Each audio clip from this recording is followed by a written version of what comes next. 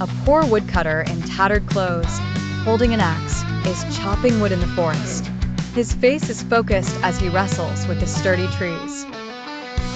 Suddenly, the axe slips from the woodcutter's hands and falls into the river. The woodcutter looks distraught and sad, knowing that his livelihood depends on that axe. Amidst his despair, a shimmering angel appears from the river. Draped in white garments and radiating a golden light, the angel makes its presence known. The woodcutter is both surprised and hopeful. The angel presents the woodcutter with a shiny golden axe. The woodcutter shakes his head and insists honestly, "This is not mine." Next, the angel shows him a sparkling silver axe. Again, the woodcutter denies ownership, stating, "This is not mine either." Finally, the angel returns with an old iron axe. The woodcutter's face lights up with joy as he recognizes his own tool. He smiles broadly, relieved and thankful.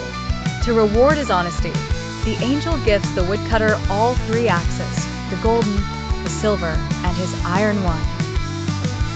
The scene is filled with light and happiness. As the scene fades, the words appear on the screen. Honesty is the greatest wealth. In the background, children clap joyfully, celebrating the moral of the story.